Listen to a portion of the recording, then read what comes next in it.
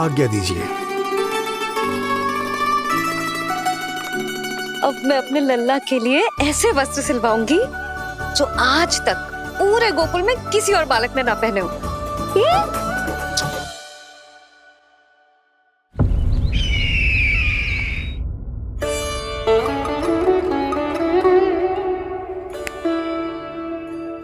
ये क्या है देवकी?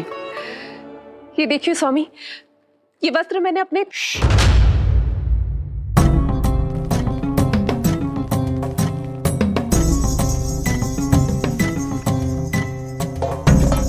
ध्यान रखिए देवकी, यहाँ की वायु भी कंस की गुप्तचर है। किंतु स्वामी ये तो बताइए, ये वस्त्र कैसा है?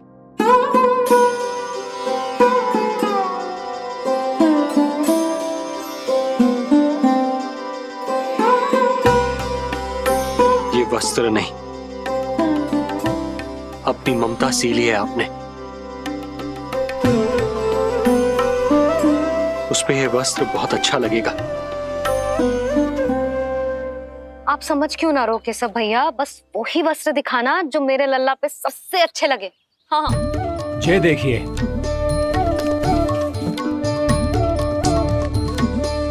अभी तक एक में भी आनंद ना हो है केशव भैया, है कि नहीं नीलमणि?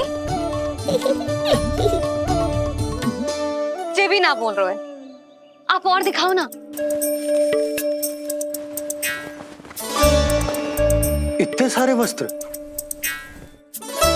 पहनो तो कोई एक ही है ना यशोदा? हाँ, किंतु छांटना तो पड़ेगा ना, सबसे अच्छा वाला पहनाना है कि ना?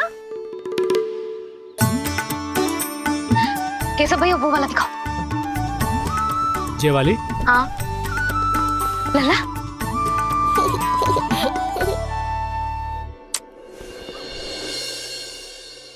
हर माँ की इच्छा होती है कि वो अपने पुत्र को षष्ठी उत्सव के दिन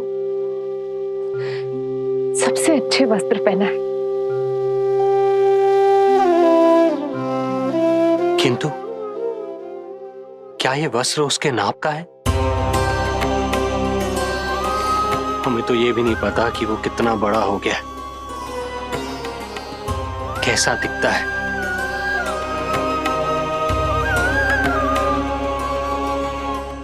ये पहरेदारों ने दिया है देवकी। हम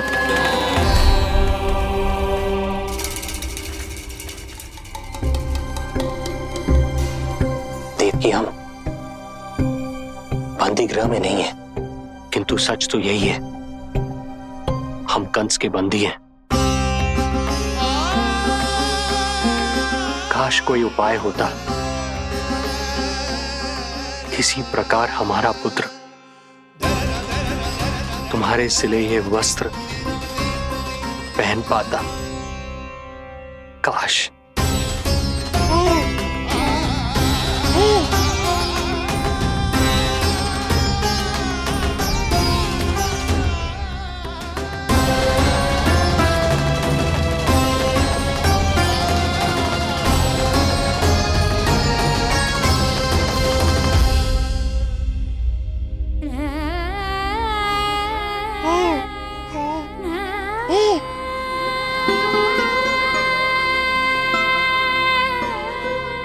ओम श्री विष्णवे नमः। ओम श्री विष्णवे नमः। ओम श्री विष्णवे नमः।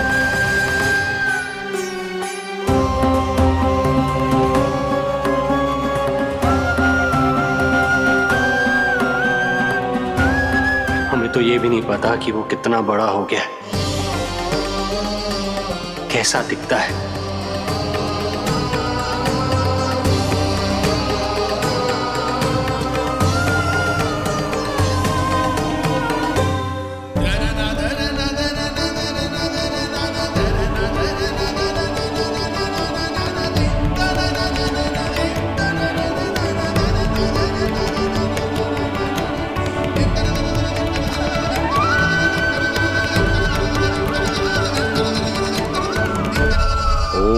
श्री विष्णवे नमः। ओम श्री विष्णवे नमः।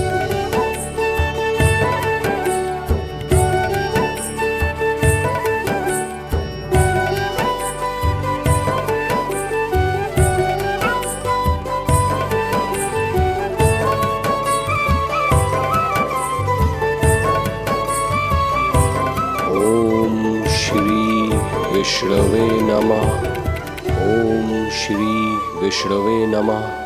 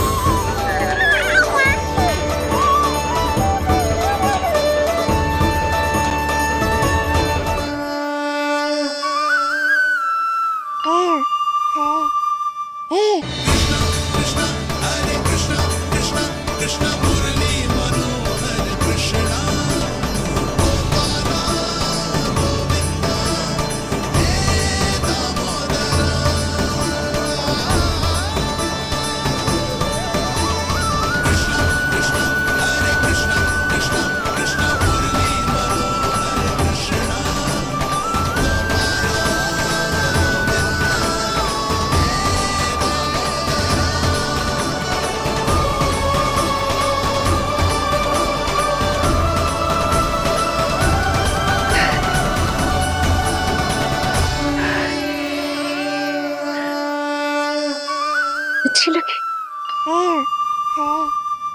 लल्ला जी, अच्छी लगी? यशोदा, ये सब क्या है? नारायण का धन्यवाद जो आपको भेज दियो भाभी। एक वस्त्र के चुनाव में सुबह से दोपहर हो गई। मैं तो उचित चुनाव में सहायता कर ना पायो, परंतु आप अवश्य कर दोगी, पूरा भरोसा है मुझे। मैं चलता हूं।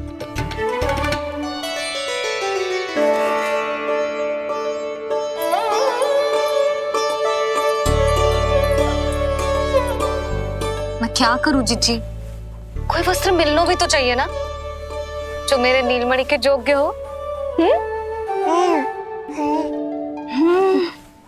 समस्या तो गंभीर है। किंतु महारानी जी, इससे अच्छे वस्त्र आपको पूरे मथुरा मंडल में और कहीं नहीं मिलेंगे।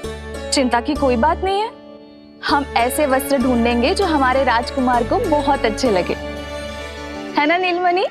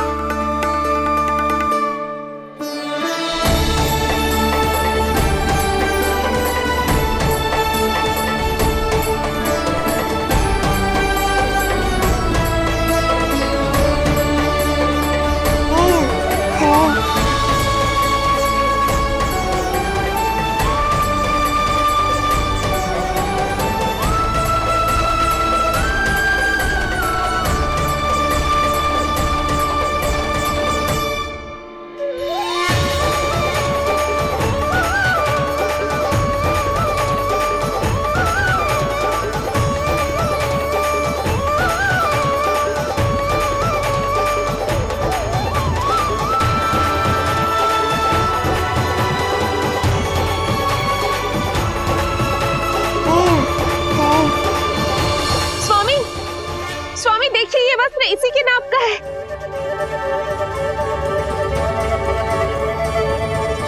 ये बिल्कुल सही नाप है स्वामी।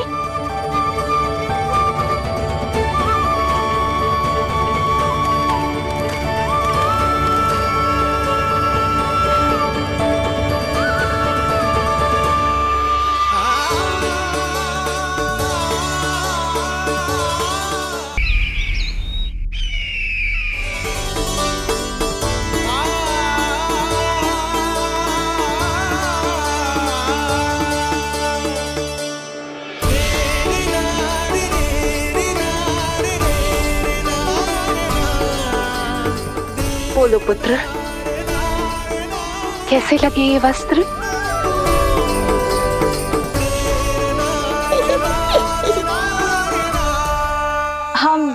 नीलमणि से ही पूछ लेते। बताओ लल्ला, तुम्हें कौन से वस्त्र अच्छे लग रहे हैं? बताओ। हाँ, बस एक बार संकेत दे दे लल्ला।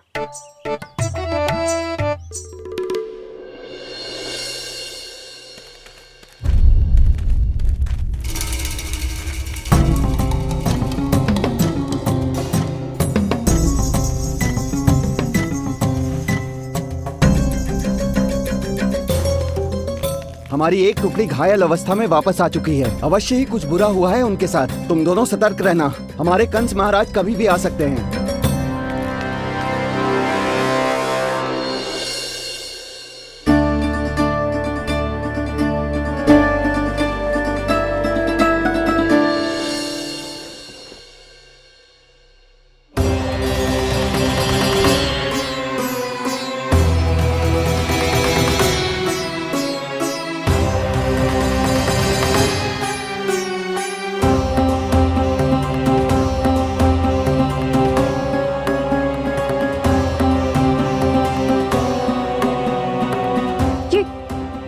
ये वस्त्र कहाँ गए? अवश्य ही हमने स्वप्न देखा होगा देवकी। यदि स्वप्न था तो मेरे बनाए वस्त्र कहाँ गए स्वामी?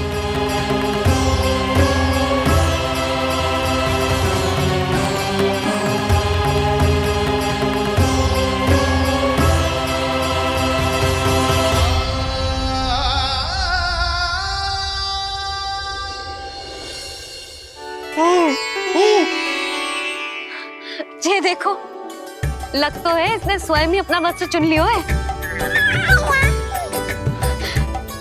जे वाला दिखाइए। कौन सा? जे वाला? हाँ, जे वाला।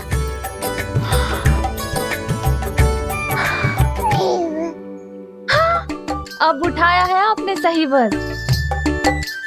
क्या केशव भैया, तब से जो सिली हुई पोशाक रखो है आपने, और हमें तब से आप पूरा वस्त्र दिखा रहे थे।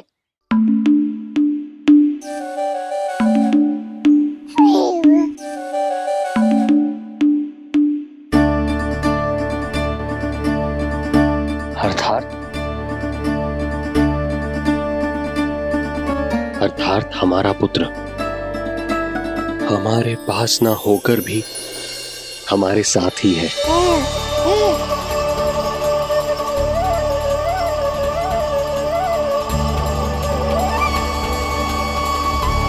सही कहा स्वामी, हमारे पुत्र को मेरे बनाए गए वस्त्र पसंद आए।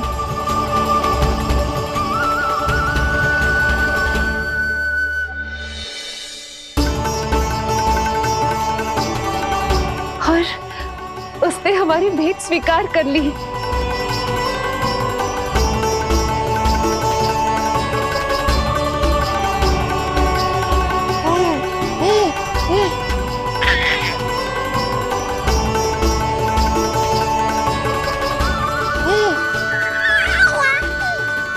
आपकी लीला अद्भुत है प्रभु।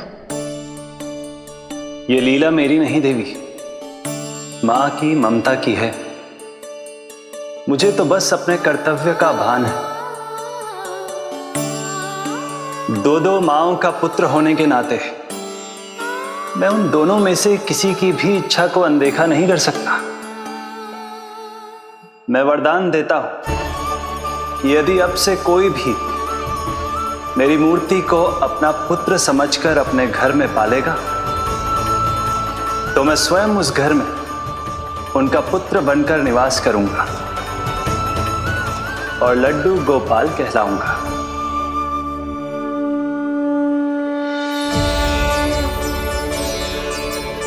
प्रभु, आप जहां होंगे मुझे तो वहां होना ही है।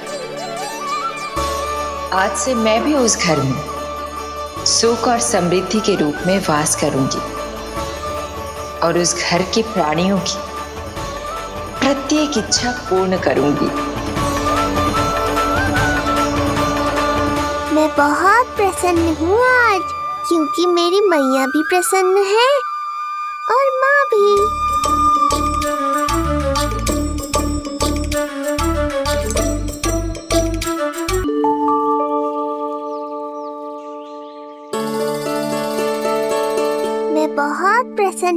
आज, क्योंकि मेरी मैया भी प्रसन्न है और माँ भी।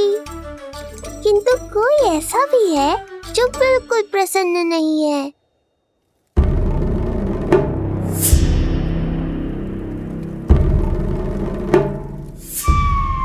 किसने की तुम सबकी ये अवस्था? किसकी मृत्यु ने पुकारा है उसे? उत्तर दो। हम नहीं जानते महाराज, वहां कोई था ही नहीं, किंतु कोई तो था महाराज। विष्णु था वो, छलिया विष्णु। कहां छुपा हो सकता है वो? विष्णु कहाँ छिपा है ये तो मैं भी नहीं जानता महाराज, किंतु जब से आकाशवाणी के विषय में आपने बताया है, मुझे एक शंका है जो लगातार मेरे हृदय को कचोट रही है।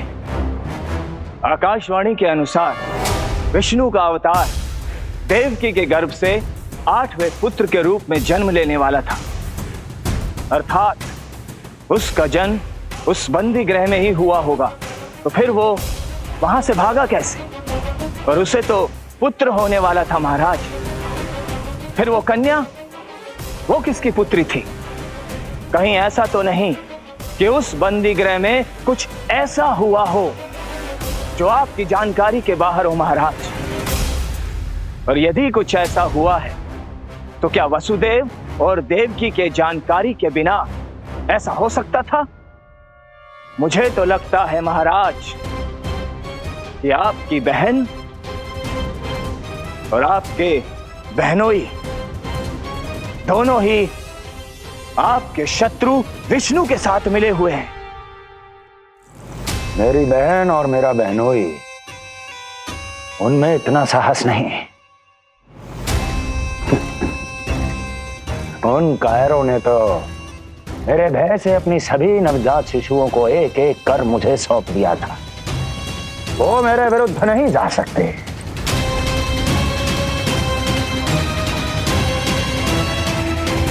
ये सारा प्रपंच उस विष्णु का रचा हुआ है। हमें उसे ढूंढना ही होगा। सैनिकों को गांव-गांव भेजकर हमें अपना समय व्यर्थ नहीं करना चाहिए महाराज। हमें तो केवल अपनी खोज को केंद्रित करना होगा। अपनी रणनीति को बदलना होगा हमें महाराज।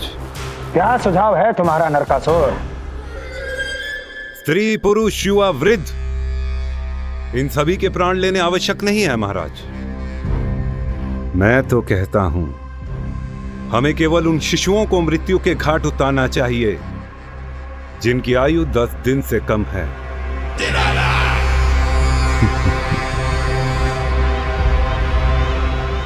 लगता है कंस को मेरा सुझाव अच्छा नहीं लगा।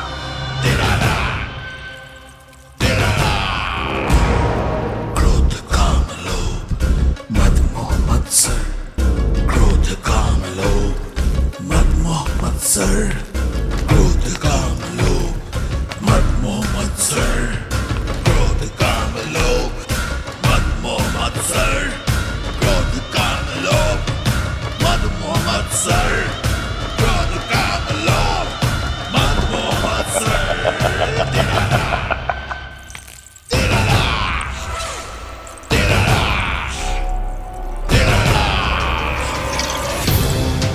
वाह मेरे मित्र वाह। व्यक्ति की सफलता और असफलता दोनों ही उसके मित्रों पर निर्भर करते हैं,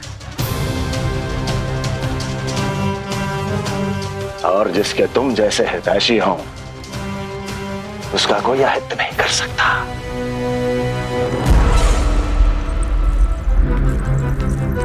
सर्वोत्तम सुझाव है ये। यदि हमें उस विष्णु को रोकना है तो 10 दिन से कम आयु के सभी बालकों के प्राणों को हरना होगा।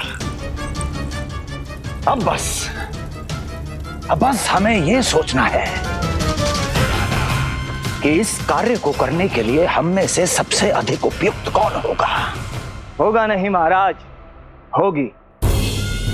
इस कार्य के लिए हमें एक स्त्री चाहिए, एक ऐसी स्त्री जो शिशुओं को अपना भोजन बनाने के लिए विशेष रुचि रखती हो।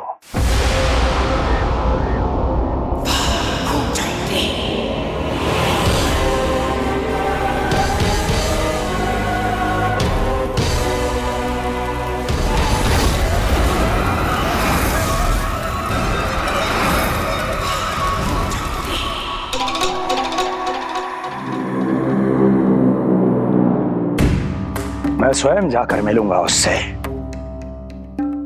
इस कार्य के लिए सबसे उपयुक्त वही है। पूतना, पूतना, पूतना, पूतना, पूतना।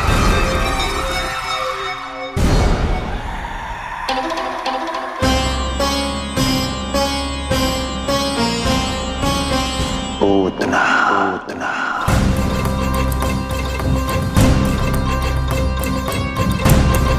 क्या हो लल्ला, सब ठीक तो है ना?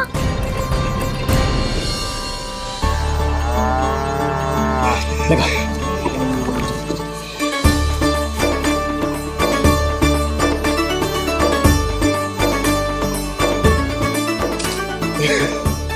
अरे अरे अरे क्या कर रहे हो? ये फूल टोकरी में धरवे लायक ना है बाजाई, ये तो घर द्वार सजाए के लिए।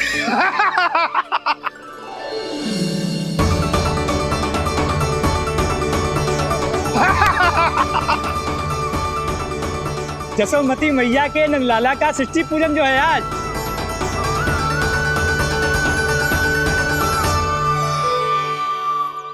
मैया मैया मैया। अरे तू तैयार ना हुआ अब तक? चल मैं तुझे तैयार करती हूँ। सीधा खड़ा रह। नंद महाराज के यहाँ षष्ठी पूजन के लिए जाना है कि ना? हम नंद बाबा के घर का हाथी पे जाएंगे ना। तो फिर क्या घोड़े पे जाएंगे? ना हाथी पे जाएंगे ना घोड़े पे जाएंगे, हम नंद जी के घर पालकी में जाएंगे।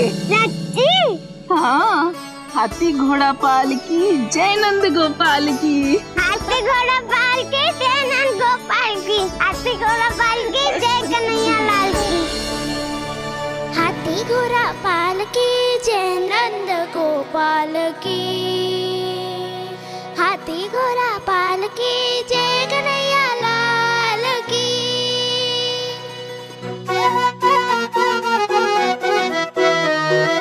रंगोली रंग सज रहे न्यारे, इत्र महक रहे हैं मोगरे वाले।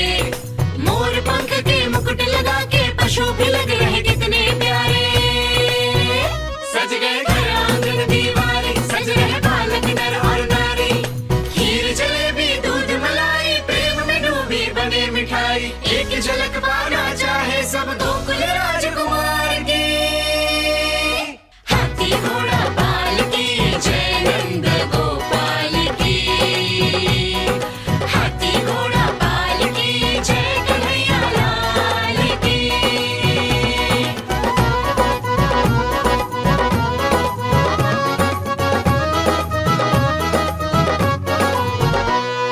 शोभित नीलमणि के तन पे, पीतांबर भी स्वर्ण सदम के। मोती माला कड़ा पे जलिया, होकर मगन खुशी में खनके। आनंद उत्सव मन को भाए, कान्हा मन मन मुस्काए। यशोमती अपने लल्ला को मंत्र मुग्ध देखी ही जाए। बारंबार वो दृष्टि उतारे अपने नटखट बाल की। हाथी घोड़ा पालकी जय नंद गोपाल की। हाथी घोड़ा पालकी जय कन्हैया लाल की। हाथी घोड़ा पालकी जय नंद गोपाल की। हाथी घोड़ा पालकी जय कन्हैया लाल की। होगा मेरा लल्ला तैयार। हाँ, होगा तैयार।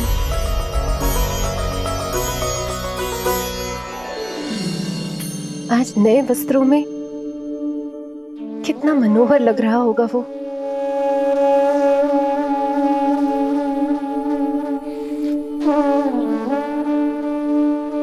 मेरे अस्तित्व का कण कण आज षष्ठी देवी की आराधना करना चाहता है,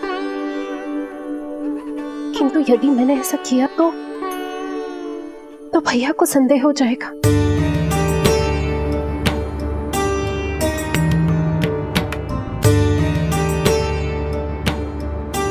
दुष्ट शक्तियों से सदैव सुरक्षित रहे, किसी अनिष्ट या विपदा की छाया भी उस पर ना पड़े,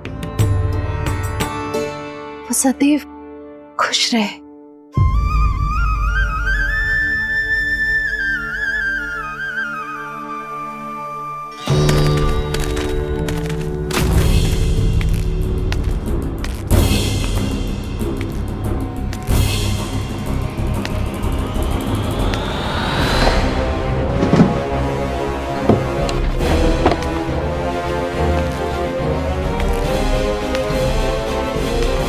हमें लगा महाराज कंस हैं, किंतु ये तो उनकी छाया है दुर्जन।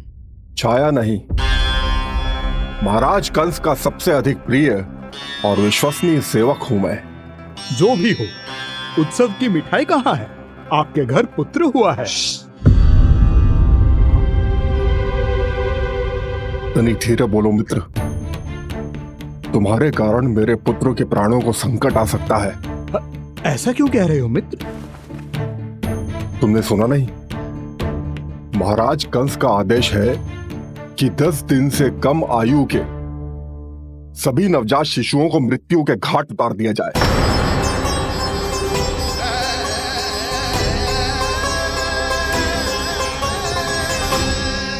षष्ठी मैया की जय, षष्ठी मैया की जय, षष्ठी मैया की जय, षष्ठी मैया की जय, षष्ठी मैया की जय, षष्ठी मैया की, षष्ठी मैया की जय। है निष्ठा भक्ति करते समर्पित, देखो नंद यशोमती, देव भी दर्शन करने आए। ये महिमा है उसकी, संतान के हित के हेतु होती पूजा है जिसकी, पालन पोषण रक्षा करती है वो मां षष्ठी।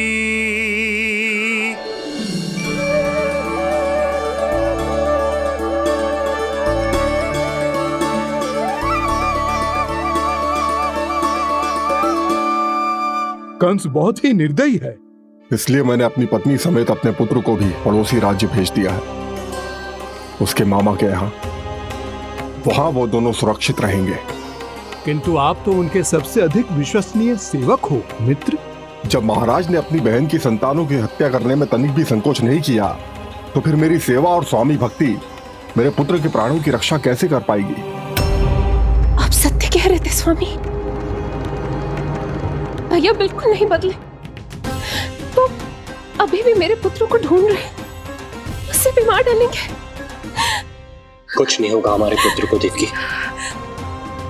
वो वस्त्र, जब मैं वो वस्त्र सिल रही थी तो अवश्य प्रहारियों ने मुझे देख लिया होगा और उन्होंने भैया को जाकर बता दिया होगा।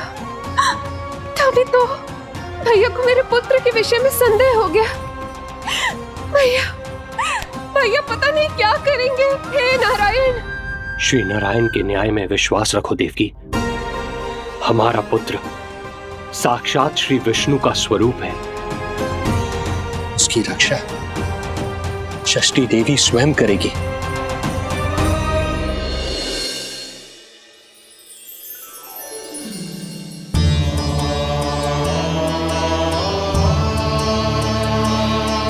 आ गए मधुमंगल।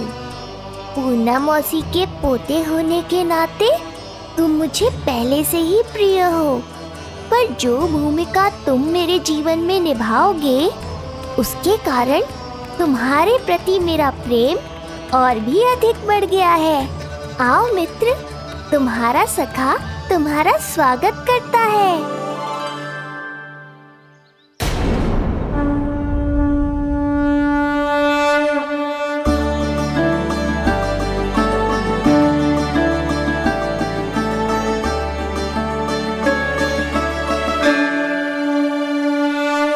हे मां षष्ठी, गोकुल के भविष्य हमारे राजकुमार को उत्तम स्वास्थ्य और दीर्घायु का आशीर्वाद दीजिए। सभी संकटों से, बाधा व्याधि से सदैव इसकी रक्षा करना मां।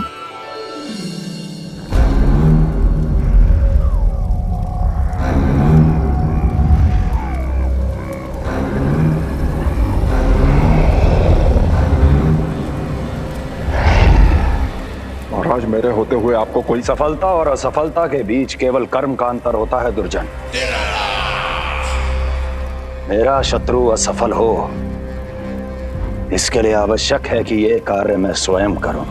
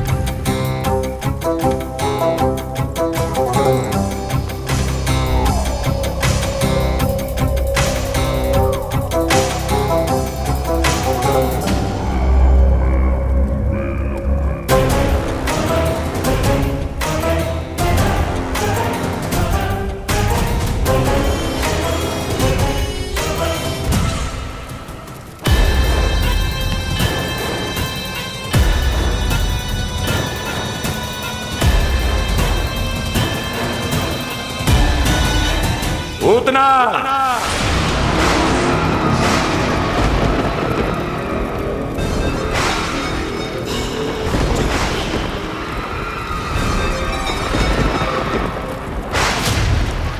कंस।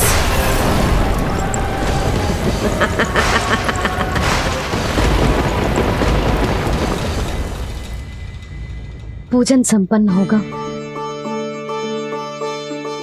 अब षष्ठी मैया अवश्य ही हर बुरी शक्ति से हमारे लल्ला की रक्षा करेंगी।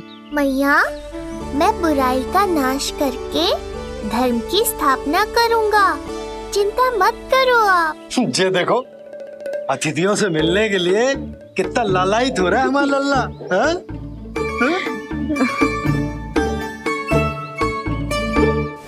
दसों दिशाओं में जिसके नाम का डंका बजता है, वो महान मथुराधिपति आज मेरे साधारण से आवास पर। अवश्य ही कोई विशेष कारण होगा। कारण है वो कार्य जो तुम्हें मेरे लिए करना है।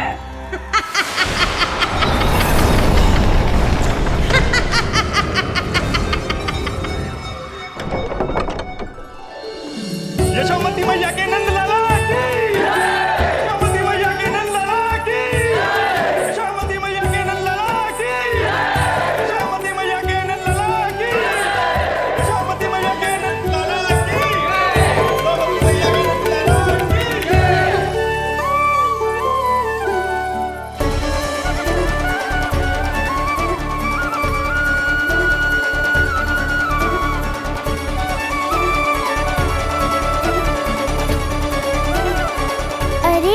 आप सबको यहाँ देखकर मेरी प्रसन्नता तो और बढ़ गई।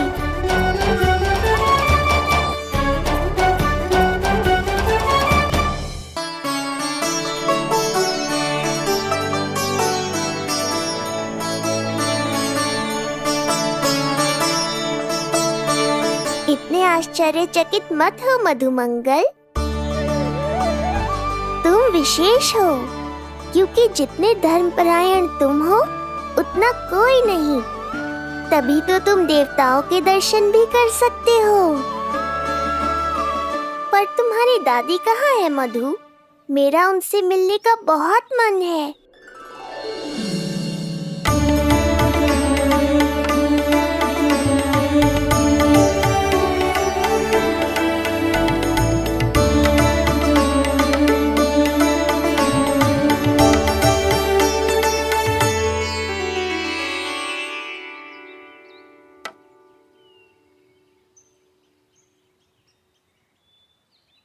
पूर्णा मौसी, बहुत अच्छा किया आप आ गए, सच्ची। ये तो वही पुण्य आत्मा है, पुण्य मौसी, जिन्होंने भविष्यवाणी की थी कि जिज्जी के लल्ला होगो। तब लगो कि ब्याह के इतने बरसों के बाद ऐसा होना असंभव है, किंतु आज देखो। हाँ पूर्णा मौसी, आपकी कही बात सच निकली। ये देखो मेरा लल्ला।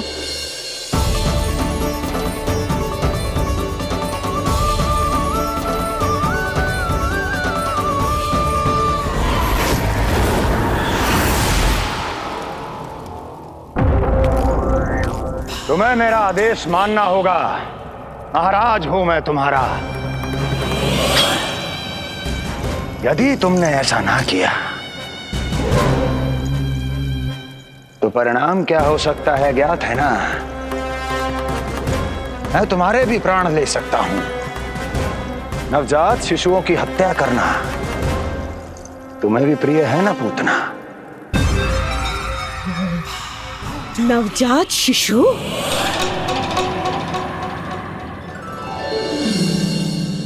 क्या कि अब बूढ़ी हो गई है यशोदा। दुख तो इस बात का है कि जी भर के तेरे लल्ला को देख ना पा रही है।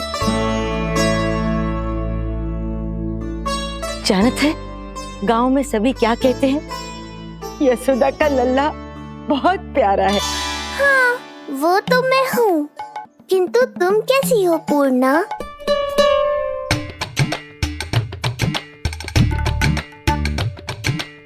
किसी ने कुछ कहा क्या? ना ना, अवश्य ही मुझे भ्रम हुआ है। चौंक क्यों गई? हमारा नाता तो जन जन का है पूर्णा।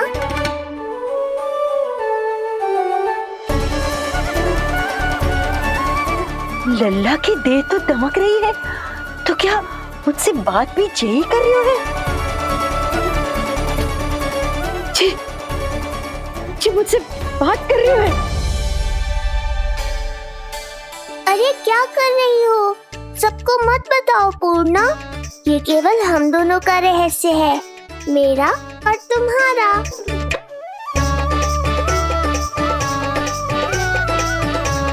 क्या हुआ मौसी? कहना क्या चाहती हो आप? जे बात कर रहे हो आपसे?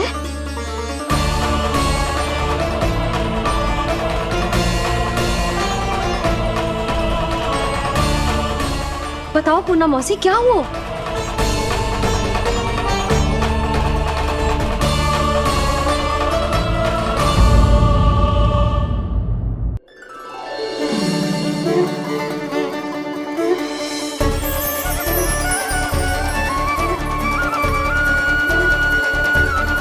लल्ला की देह तो दमक रही है, तो क्या मुझसे बात भी यही कर रही हो?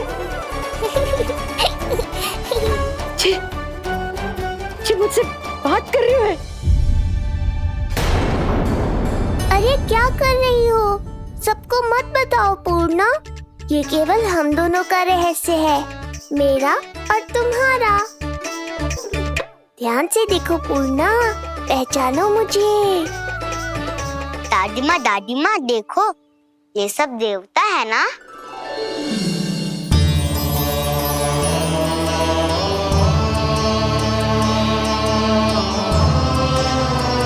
हाँ, हाँ, सारे देवता पधारे हैं।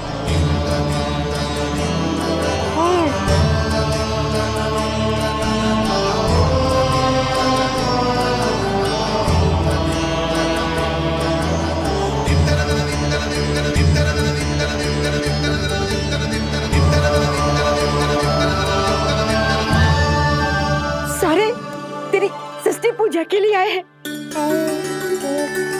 इसका अर्थ है कि तू सच्ची में।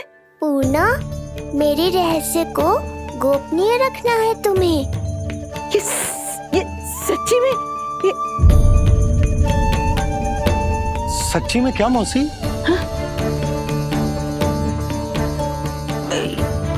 हाँ पूनम मौसी, क्या हुआ? कोई चिंता की बात तो ना है ना? चिंता किस बात की जब स्वयं नारायण ही। नहीं पूर्णा, मैया को पता नहीं चलना चाहिए कि मैं श्री विष्णु का अवतार हूँ।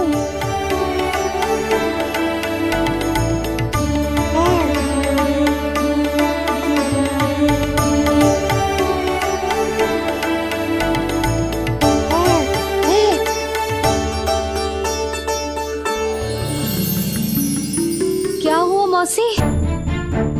कहना क्या चाहती हो आप? जे बात कर रहे हो आपसे?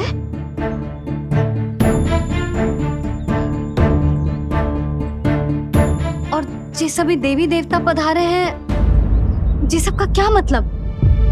हाँ? तुम्हें मेरी भक्ति की सौगंध है पूर्णा। मैया यशोदा के लिए मुझे बस नंद लाला ही रहने दो। चुप क्यों हो गई मौसी? बताओ ना। अवश्य ही कोई विशेष बात है जो आप बता ना रही। हाँ बताओ मौसी, क्या हुआ? ना कुछ विशेष नहीं है सुधा। क्षण भर के लिए ऐसा लगा कि इसकी देह में दिव्य तेज है। ये मुझसे कुछ कहना चाहते हैं।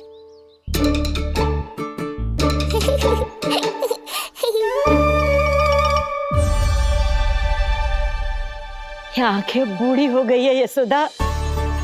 न जाने क्या देखती है, क्या समझती है। धन्यवाद पूर्णा।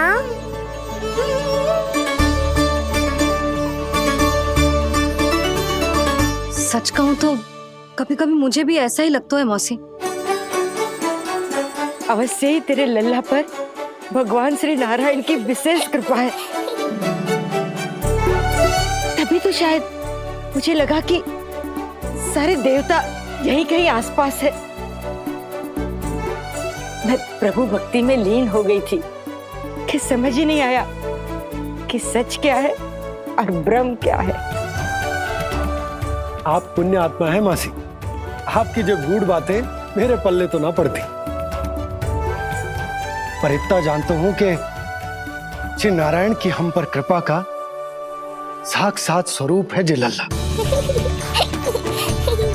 किंतु अब मैं सब समझ गई हूँ। इस बालक के रूप में स्वयं नारायण ने अवतार लिया है, तो अवश्य ही उद्देश्य कुछ विशेष ही है।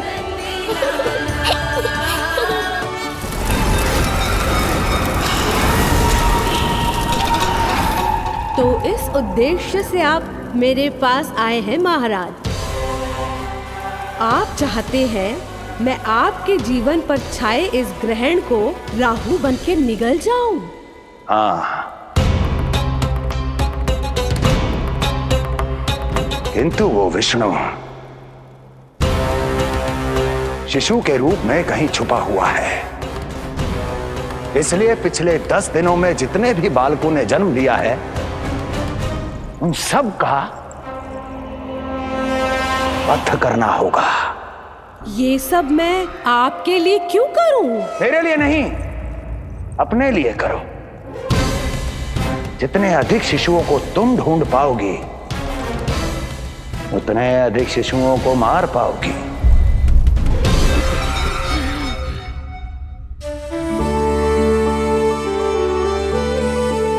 देखा मधुमंगल, लगभग सभी देवता आए थे यहाँ, बस एक उन्हें छोड़कर। पता नहीं कहाँ रह गए वो।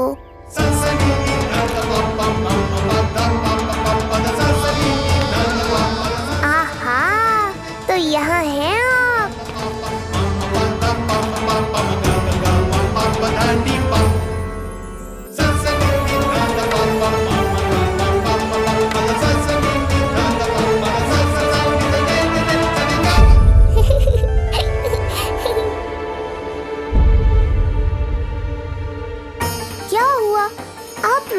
गए शनिदेव?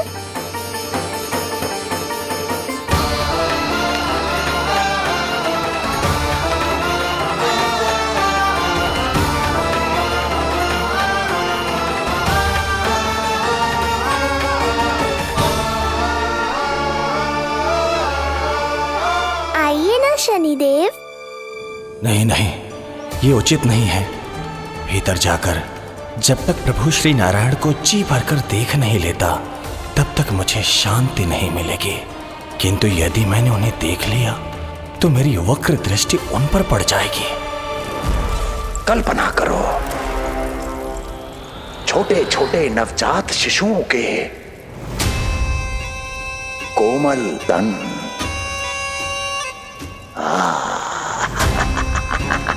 तुम्हारे लिए स्वादिष्ट आनंददायक आहार।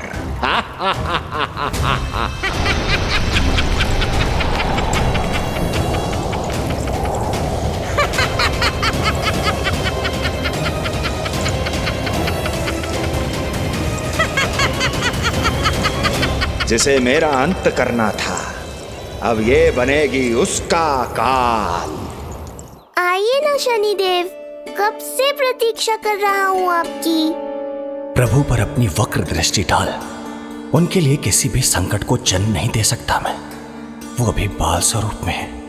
यदि कोई विपदा आ गई तो नहीं नहीं, मुझे उनके दर्शन किए बिना ही लौटना होगा।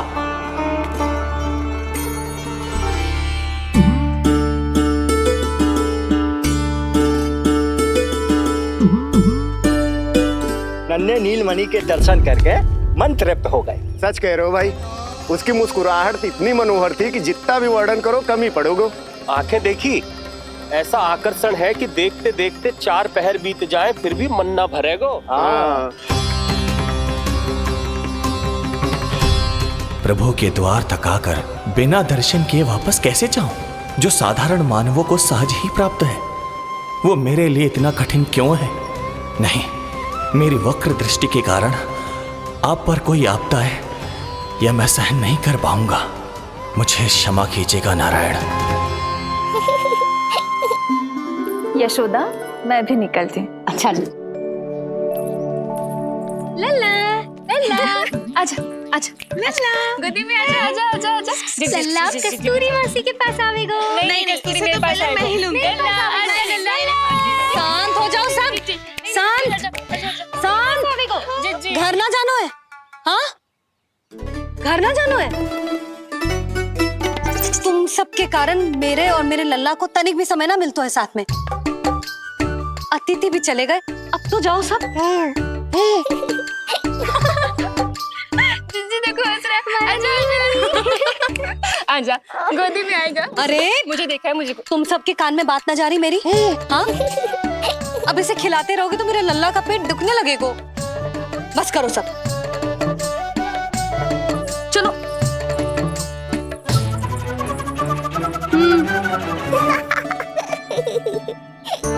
ऐसी मधुर किलकारियां भरेंगे तो मैं स्वयं को कैसे रोक पाऊंगा प्रभु?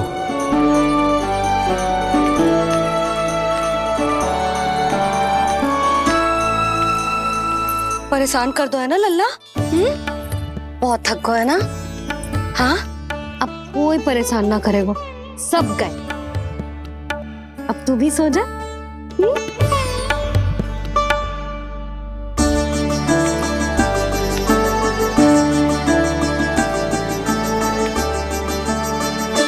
जैसे रोनी जीजी सुलाती है ना तेरे बड़े भैया को, वैसे ही सुलाऊंगी तुझे। ये हुई ना बात। मैया, बहुत आनंद आ रहा है, पर मैं आंखें बंद करूं भी तो कैसे? शनिदेव कितने व्याकुल हैं मेरे दर्शन के लिए।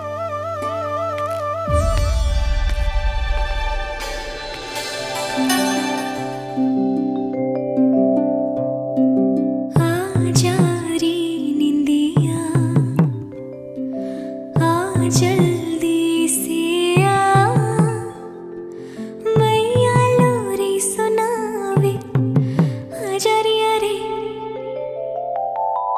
गोदी का पलना है, भैया डोरी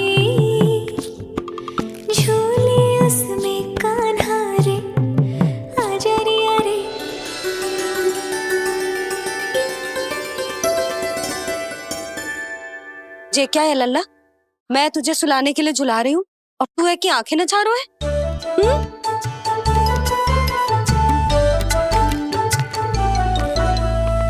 कहाँ देख रहे हो लल्ला? कौन है वहाँ?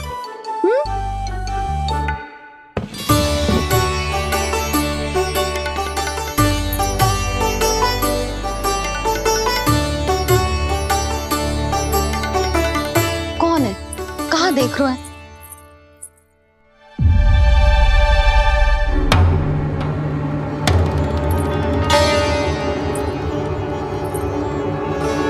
ओ महाराज, आप कौन और आप यहाँ क्या कर रहे हो?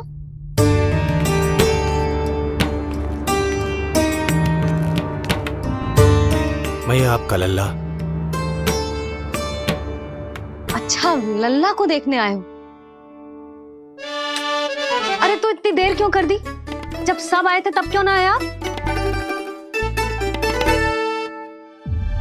आपको पहले कभी गोकुल में देखो ना है? कहाँ से हो आप? और सबसे पहले तो अपना नाम बताओ, सच्ची सच्ची बोलो। मैं शनि देव। अच्छा, सनी देव। मैं चंडी माता। मैं आप एक तो चोरी चोरी झरोखे से झांक रहे थे, ऊपर से स्वयं को सनी देव बता रहे हो, हैं? क्या समझते हो? तुम देवता के रूप में स्वांग रचाओगे और मैं तुम्हें सच्ची का देवता मान लूंगी? संपूर्ण जगत मुझे शनिदेव के नाम से जानता है मैया। मैं सत्य कह रहा हूँ। सत्य कहने वाले ऐसे दृष्टि ना चुराते, आंखों में आंखें डाल के बात करते हैं। आपको कैसे समझाऊं? मैं चाह कर भी आपके नेत्रों में नहीं देख सकता। अपनी वक्र दृष्टि से श्री हरि की मैया का अहित कैसे कर सकता हूं मैं? अच्छा, पहचान का छल सिद्ध हो गया तो मौन हो गए? इससे पहले कि नंद महाराज को पता चले, चलो जाओ यहां से आप। बस एक बार अपने लल्ला के दर्शन करा दो मैया, फिर चला जाऊंगा। मैं सत्य कह रहा हूं कि मैं शनिदेव हूं। यदि जे सच बोल रहा होता तो मैं अवश्य ही इसे लल्ला से मिलवा देती, किंतु जे तो झूठ पे झूठ बोले जा रहा है। अब तो इसे गोकुल का खट्टा मट्ठा करके ना पिलाओ तो मेरा भी नाम जसोदा ना। महाराज, यदि आप सच्ची में सनीदेव हैं, फिर तो मैं अपने लल्ला के दर्शन बिल्कुल ना करवाऊंगी। किंतु क्यों मैया? भूल गया, आपकी ही दृष्टि के कारण मैया पार्वती के लल्ला का शीश कट गया था। फिर हमारे डमरूधारी भोले भंडारी ने हाथी का शीश लगा के उनके प्राण बचाओ, और अच्छे भले हमारे गणेश जी गजानन बन गए।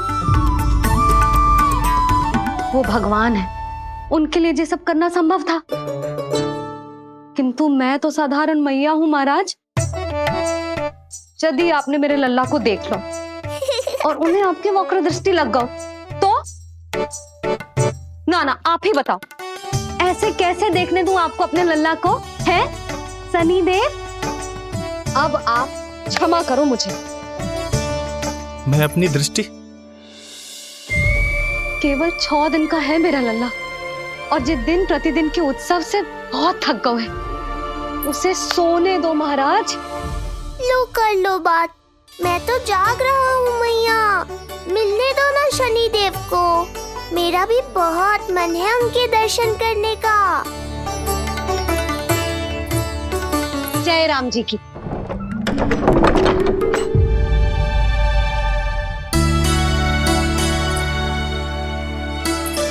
ऐसे ढोंगियों से जितना बच के रहे लल्ला उतना ही अच्छा।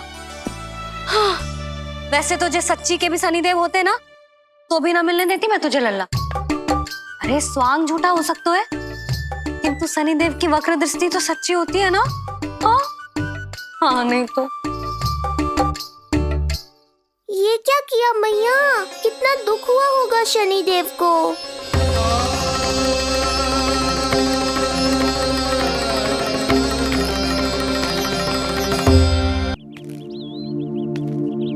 हे नारायण, मैं तो आप ही का सेवक हूं, केवल आपके आदेश पर न्याय करता हूं।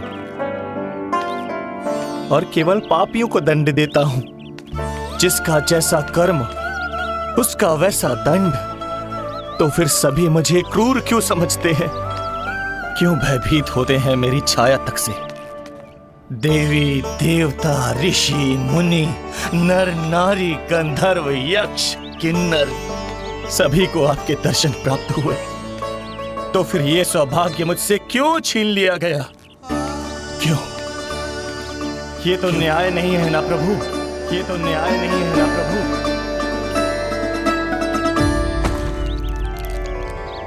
उसकी मुस्कुराहट इतनी मनोहर थी कि जितना भी वर्णन करो कम ही पड़ोगे। आंखें देखी, ऐसा आकर्षण है कि देखते देखते 4 पहर बीत जाएं फिर भी मन ना भरेगो। सब आपके स्वरूप की कितनी प्रशंसा कर रहे थे प्रभु। कह रहे थे आपकी आंखें, आपकी मुस्कुराहट, आपका संपूर्ण रूप स्वरूप सब कुछ कितना सुंदर है। आपके चेहरे पर दिव्य आभा, अद्भुत तेज। तो आपने मुझे किस दोष का दंड दिया है प्रभु? क्यों मुझे अपनी छाया से वंचित रखा है? भूख लग रही है लल्ला को? हाँ? कि ठंड लग रही है? बहुत थकान होगा ना लल्ला? पीड़ा तो हो रही है मैया, पर थकान से नहीं, शनिदेव के कष्ट से। कथा रूप की बाल प्रभु के सुन के मन हर्षे, द्वार गए पर मिल ना पाए, ये तड़पे और तरसे, रोम रोम है पीड़ा में, व्यथित है न्यायपति, किस विधि दर्शन करूं हरि के, ये सोचे देव शनि। न्याय के देवता के साथ अन्याय नहीं होगा शनिदेव, आपको मेरे दर्शन अवश्य मिलेंगे।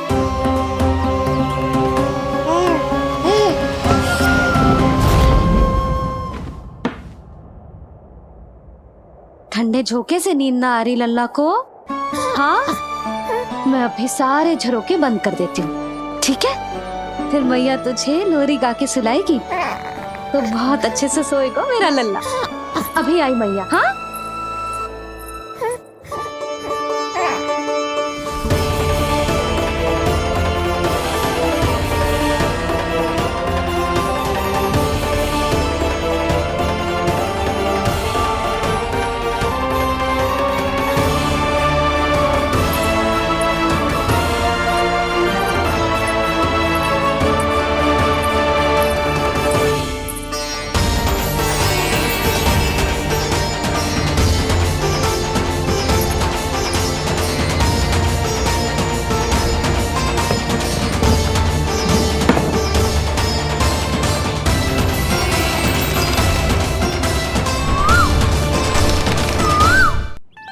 आपके संकेत की प्रतीक्षा है प्रभु। एक बार आदेश कर दीजिए कि मेरे भाग्य में आपके शुभ दर्शन है ही नहीं, मैं चुपचाप यहां से चला जाऊंगा। क्या मैं इतना भी योग्य नहीं प्रभु कि आप मुझे संकेत दें?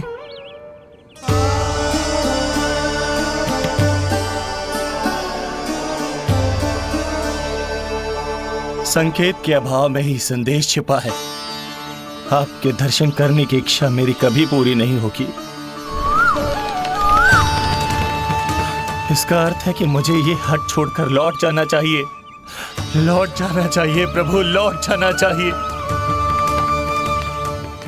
बिना मिले ही जा रहे हैं शनिदेव।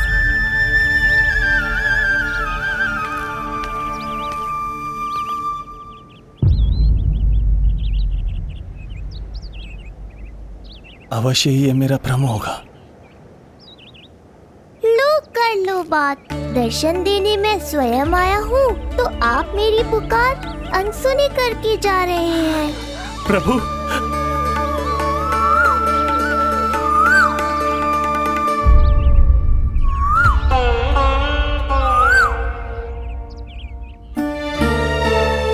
आपके दर्शनों के लिए कितना व्याकुल हूं मैं। सामने कोकिला है, लेकिन स्वर मुझे आपका सुनाई दे रहा। ऐसा इसलिए शनिदेव क्योंकि ये कोकिला माध्यम है, मुझे आपसे मिलाने में सहायक है ये कोकिला।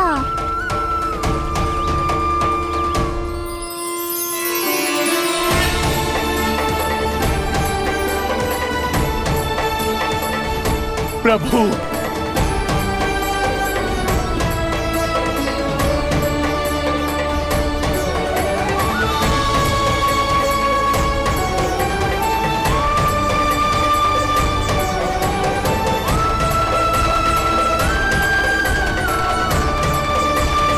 प्रभु मैं धन्य हो गया।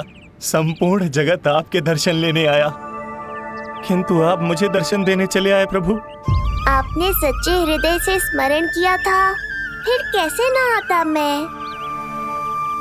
जब भक्त ईश्वर को पूरी सच्चाई से पुकारता है तो उसकी पुकार बड़ी से बड़ी तपस्या से भी बड़ी होती है। मेरी तपस्या का फल इतने बड़े वरदान के रूप में मिलेगा, इसकी कल्पना भी नहीं की थी मैंने।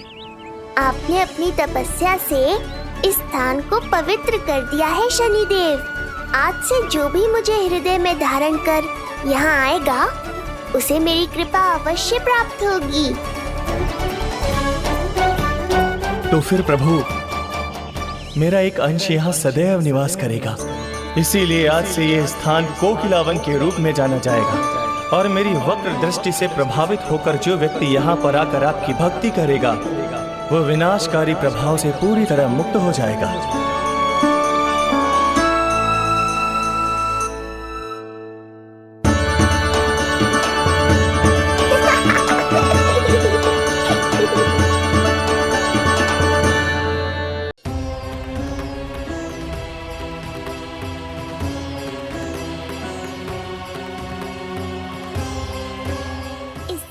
कि मैया को संदेह हो जाए, मुझे जाना होगा शनिदेव।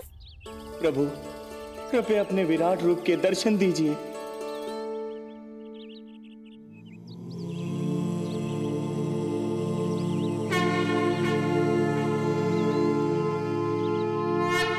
सशंख चक्रम सकिरीट कुंडलम सबीद वस्त्रम सरसीरुहेक्षणम सहार वक्षस्थला शोभितौस्तुभम नमामि विष्णुं शिरसा चतुर्भुजम्।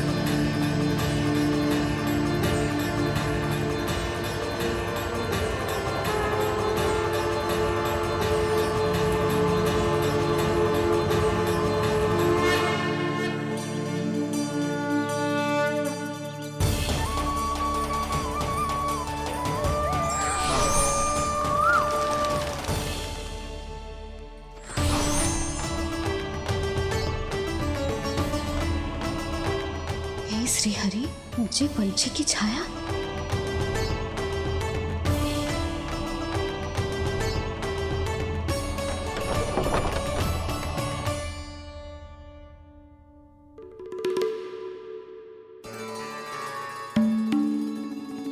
यशोदा, क्या हुआ? क्या देख रही हो? जानवर को लगो जैसे लल्ला की ना पंछी की छाया हो। पंछी?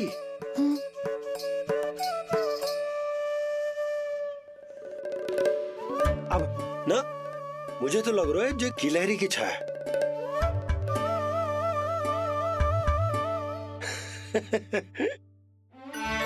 यशोदा, बालक नीलमणि है और बालकों वाले काम तुम कर रही हो।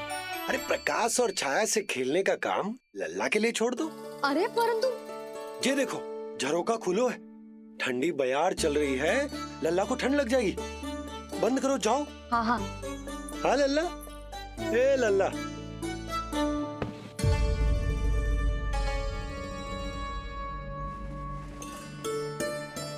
आज सब कितने सज धज के आए थे तुझसे मिलने के लिए, जैसे दीपावली हो। अरे लल्ला। सिवाय इनके देखो,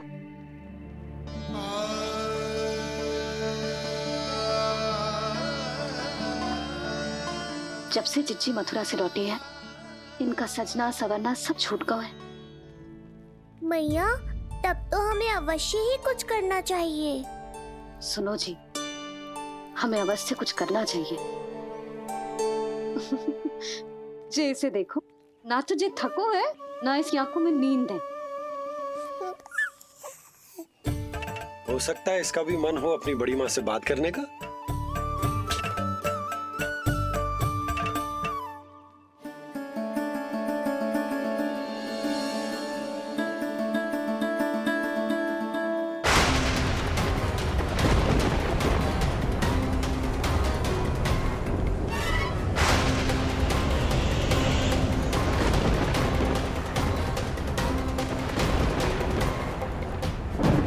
अरे लल्ला, डरने की क्या बात है? बस थोड़ी आंधी तो है।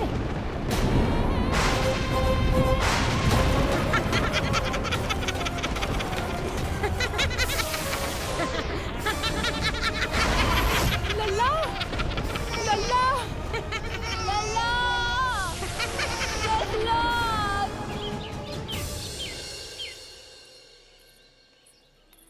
जिज्जी, अरे यशोदा, नंद भैया। जिज्जी, ये नीलमणि के षष्ठी पूजन का उपहार है।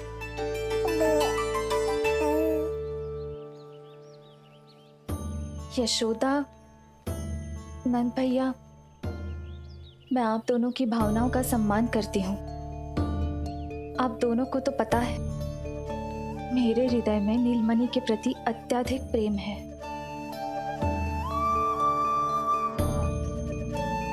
यशोदा, तुम तो जानती हो, मैं ऐसे वस्त्र नहीं पहनती। स्त्री का श्रृंगार उसके पति से होता है, और मेरे पति तो उस महादुष्ट कंस के कारागार में बंदी है। ऐसे में इस रास रंग का झूठा दिखावा कैसे करूं नंद भैया? अभी समय नहीं हुआ है, इसीलिए विवश हूँ। पर आपका दुख मैं भली भांति समझता हूँ बड़ी माँ। दिन रात ये भय लगा रहता है कि कभी भी उस कंस के सैनिक आएंगे और मेरे पुत्र को मुझसे दूर ले जाएंगे। इस आशंका में मैंने उसका बालपन भी खो दिया है। उस नन्हे से बालक को 4 दीवारों के भीतर बंद करके रखा है मैंने। थोड़ी देर और, बस तेरे बाबा अब भी आते ही होंगे।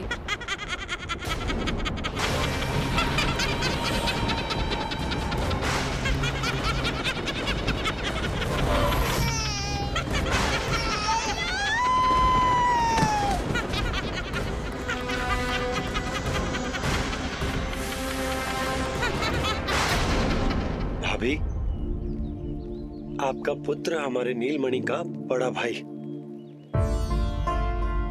आप उसे खुली हवा में सांस लेने दें। मेरा विश्वास करें, आप दोनों गोकुल में पूरी तरह सुरक्षित हैं। जिज्जी, नारायण के घर देर भले ही है, किंतु अंधेर ना है। बस कुछ समय का कष्ट और है जिज्जी, फिर सब ठीक हो जाएगा। और ये देखो, नीलमणि स्वयं आओ है आपको उपहार देने के लिए। इसे भी मना करोगे आप? नीलमणि, बस आज हट मत करना। मैं तुम्हारी ताऊ जी से मिलूंगी ना, तब नए वस्त्र गहने सब पहनूंगी, साज श्रृंगार करूंगी। तब पूर्ण अधिकार से देना तुम अपना उपहार, किंतु आज नहीं। बड़ी प्रसन्नता की प्रतीक्षा में छोटी छोटी प्रसन्नताओं को त्यागना नहीं चाहिए बड़ी माँ। जीवन तो परमात्मा का उपहार है, उसे जीना चाहिए। जिज्जी, बड़ी प्रसन्नता की प्रतीक्षा में जीवन की छोटी छोटी प्रसन्नताओं का त्याग ना करना चाहिए। जीवन तो परमात्मा का उपहार है, जीवन तो जीना चाहिए। नंदराज, नंदराज, नंदराज, क्या हुआ? भोला बंसी, तुम दोनों यहाँ? जी वो उपनंद जी ने कही थी कि आपको वार्षिक कर के बारे में स्मरण करा दूं, इसलिए हम दोनों चले आए। अरे हाँ, नीलमणि के आने की प्रसन्नता में मैं तो भूल ही गया था। अधिक देर होने पर कंस की दृष्टि में आने का संकट। कोई ना, मैं कल मथुरा जाकर कर जमा करा दूं। अरे किंतु कल तो लल्ला का पालना उत्सव है। सुनो जी, शीघ्र ही आना। भैया, हो सके तो अपने भैया और बहन देवकी का समाचार भी पूछ लीजिएगा। जी भाभी। इस बार कछु समस्या नहीं होनी चाहिए। ये बार आज मथुरा से कछु अतिथि आए थे, उन्हें पता चलो है कंस ने राजा वासुदेव और रानी देवकी को कारागार से बाहर निकाल लो है और अपने महल में रख लो है।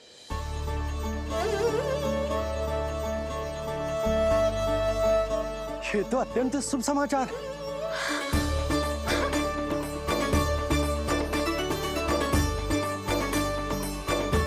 तुमने पहले क्यों ना बताया? हमें लगो आपको पहले से पता होगी महाराज। अच्छा ठीक है, जाकर तैयारी करो, कल तुम दोनों भी मेरे साथ चलोगे। जाओ।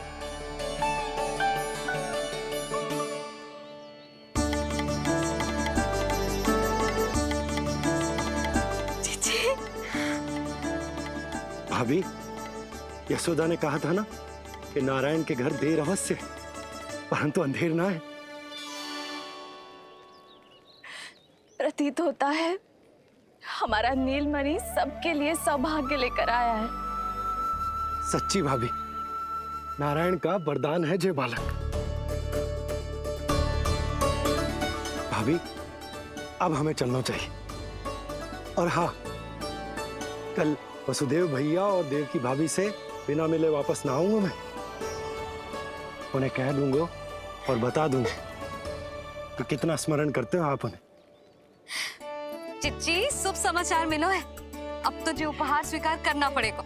हाँ यशोदा, अत्यंत शुभ समाचार आया है और अपने साथ ही आशा भी लाया है कि अब शीघ्र ही उनसे मिलना संभव होगा।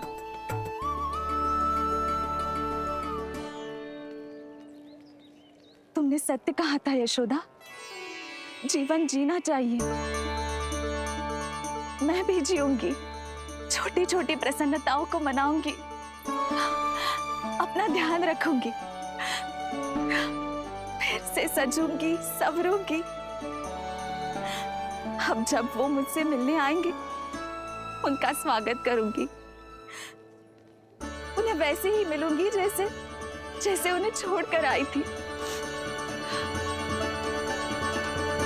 मैं आपको आपके दुख से मुक्ति दिलाऊंगा। बस कुछ समय तक और प्रतीक्षा कर लीजिए बड़ी माँ।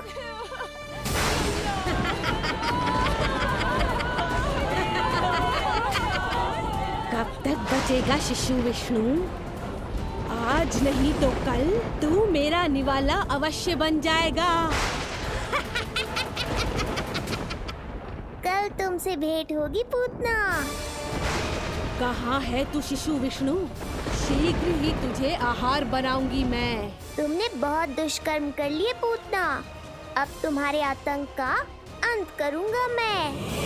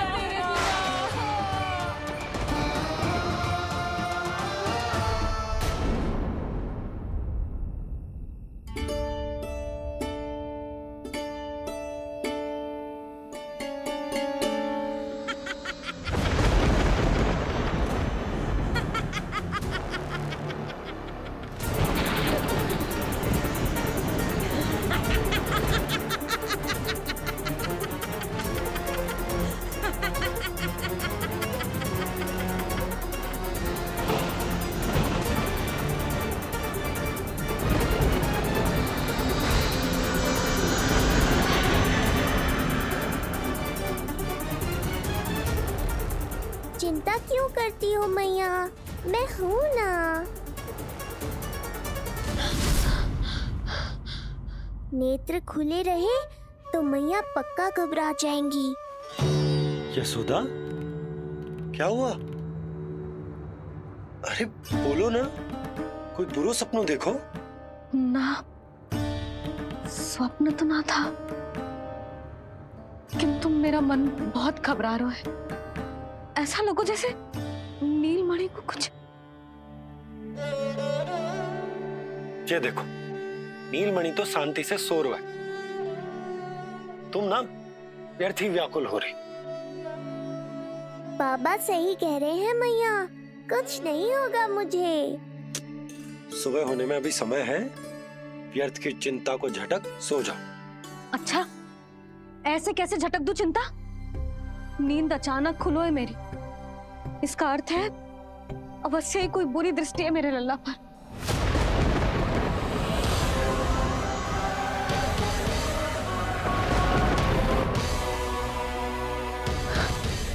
आप भी कल जा रहे हो मथुरा?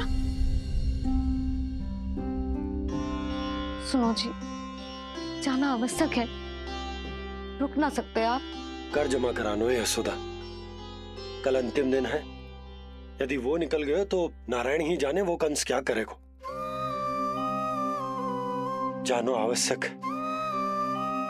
पिछले 6 दिन से नित्य कोई न कोई कर्म कांड संस्कार चल रहा है, इसीलिए तुम थक गई हो। तनिक विश्राम कर लो, सो जाओ। देखो, नीलमणि भी जय कह रहा है कि मैया मोरी विश्राम कर लो, सो जाओ। कल मेरे पालना उत्सव मनानो है कि ना? सो जाओ।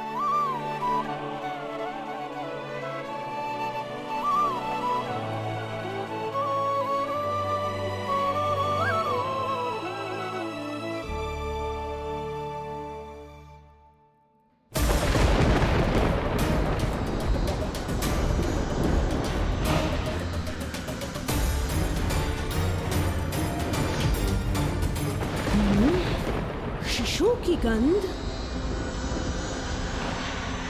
पर अब तो भूख भी मिट गई है। एक रात का समय बचा है बालक, जी ले। कल सूर्य की पहली किरण के साथ अंतिम सांस लेगा तू।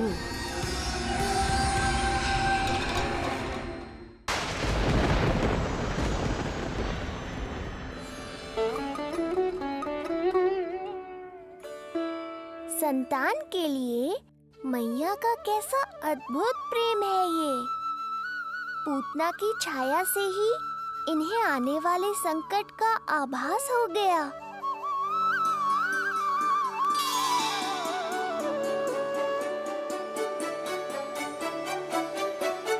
जब कोई बैलगाड़ी से यात्रा करता है तो गाड़ी पर चढ़ते ही सामान की गठरी नीचे रख देता है, उसे पूरे समय अपने सिर पे ढोते हुए यात्रा नहीं करता। उसी प्रकार आप भी अपनी चिंता की गठरी मुझे सौंप दो मैया, मैं सब संभाल लूंगा। जैसे आप थपकी देकर मुझे सुलाती हो, वैसे ही आज मैं आपको सुलाऊंगा।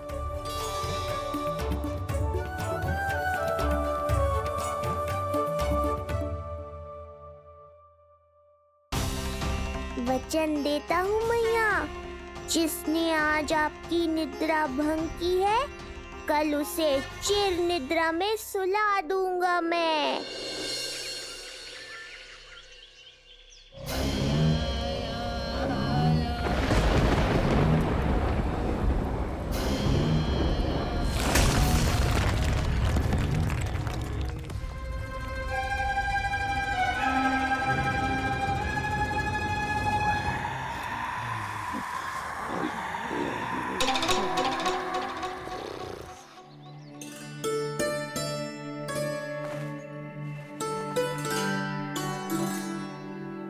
गाड़ी तैयार है नंदराज जी। उपहार और मिठाइयाँ तो ठीक है, किंतु भोजन रखो है कि ना? हाँ भाभी, रख दियो है। और भोजन ऊपर रखो है कि मिठाई? भोजन ऊपर रखो है भाभी। मुझे लगो ही था, अब मिठाइयाँ पिचक जाएंगी ना। हाँ भाभी, तो अभी मिठाइयाँ ऊपर रख देते हैं। क्या होगा बंसी भैया, फिर मिठाइयों का रस भोजन में चला जाएगा ना। मैया ऐसे पूछताछ करोगी तो हड़बड़ा तो जाएंगे ही। अरे भोला बंसी, अरे भोजन और मिठाइयों को अलग अलग रखो भाई। यही कह रही हो ना सुधा? अरे वाह, आज हमारा राजकुमार जल्दी उठ गए हो। इसे भी पता है पालना उत्सव में इसके बाबा ना होंगे इसके साथ, इसीलिए विदा करने आ गए।